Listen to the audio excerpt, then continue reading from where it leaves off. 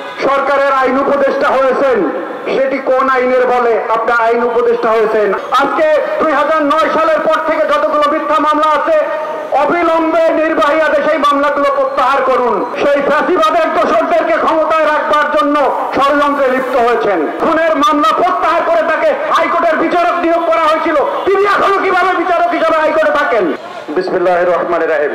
মজলুম সম্পাদক দৈনিক আমার দেশের সম্পাদক মাহমুদুর রহমানের মুক্তি এবং তার বিরুদ্ধে দায়েরকৃত সকল মিথ্যা মামলা প্রত্যাহারের দাবিতে আয়োজিত আজকের এই বিক্ষোভ সমাবেশের সভাপতি, বাংলাদেশ ফেডারেল সাংবাদিক ইউনিয়নের ভারপ্রাপ্ত সভাপতি জনাব ওবায়দুর রহমান শাহীন, উপস্থিত প্রধান অতিথি এদেশের বরেণ্য রাজনীতিবিদ, বাংলাদেশ জাতীয়তাবাদী দলের সিনিয়র যুগ্ম মহাসচিব, রাকসুর সাবেক ভিপি অ্যাডভোকেট রুহুল কবির রিজভী আহমেদ।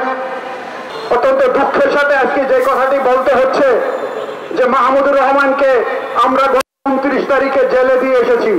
তার মামলা বাতিলের জন্য তাকে আমরা কোর্টে নিয়ে গিয়েছিলাম, তাকে জামিন বাতিল করে জেলে পাঠানো হয়েছে।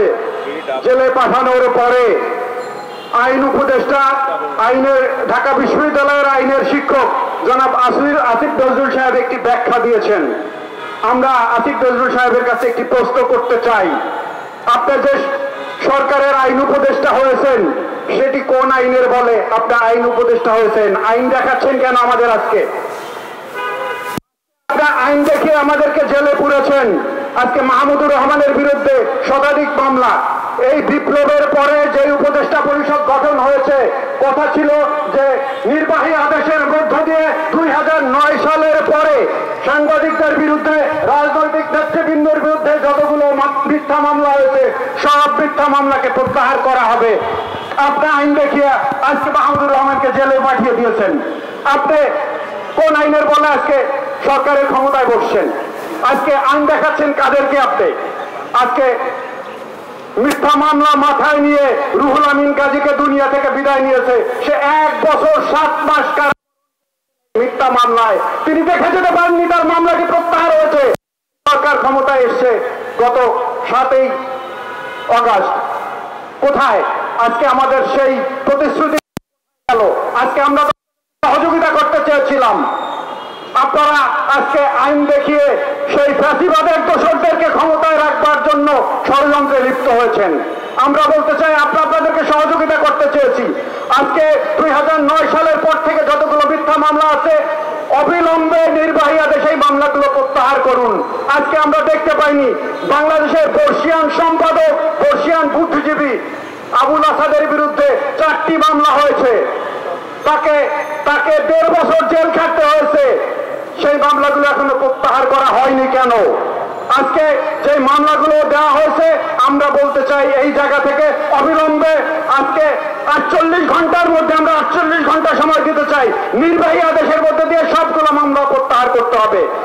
বাংলাদেশের সাংবাদিকদের কণ্ঠ রোধকারী যতগুলো কালা কানুন আছে, security act, cyber security act সহ সবগুলো আইন বাতিল করতে হবে। আজকে যে বাংলাদেশে যে গণমাধ্যমগুলো বন্ধ করে দেওয়া হয়েছিল সেই গণমাধ্যমগুলোকে ক্ষতিপূরণ দিয়ে অবিলম্বে প্রচারণার ব্যবস্থায় নিয়ে আসতে হবে। সেই ক্ষতিপূরণ বাংলাদেশ সরকার দেবে। আর সরকার কোথা থেকে দেবে তার অনেক সোর্স আছে, সেই সোর্সের কথা আমরা আগে বলেছিলাম। এটা যদি করতে ব্যর্থ হন তাহলে যেই প্রত্যাশা নিয়ে আপনাদেরকে ক্ষমতায় বসেছে, যেই জনগণ, যেই ছাত্র জনতা গণ অভ্যুত্থানের মধ্যে দিয়ে আপনাদের ক্ষমতায় বসেছে, সেই ছাত্র জনতা এখনো ঘরে ফিরে যায়নি, তারা বাংলাদেশে এখনো রয়েছে। সুতরাং আইন দেখিয়ে আপনারা আইন দেখেন আমাদেরকে। খুনিকে, একজন আওয়ামী ক্যাডারের খুনিকে নির্বাহী আদেশের বলে তার খুনের মামলা প্রত্যাহার করে তাকে হাইকোর্টের বিচারক নিয়োগ করা হয়েছিল, তিনি এখনো কিভাবে বিচারক হিসাবে হাইকোর্টে থাকেন? এটা আমরা জানতে চাই। সুতরাং আসুন, আমাদের দাবি যদি অবিলম্বে বাস্তবায়ন করা না হয় এই আন্দোলন অব্যাহত থাকবে। আজকে সবাইকে আবারও ঢাকা সাংবাদিক ইউনিয়নের পক্ষ থেকে ধন্যবাদ জানিয়ে আমি আমার বক্তব্য শেষ করছি। বাংলাদেশ জিন্দাবাদ।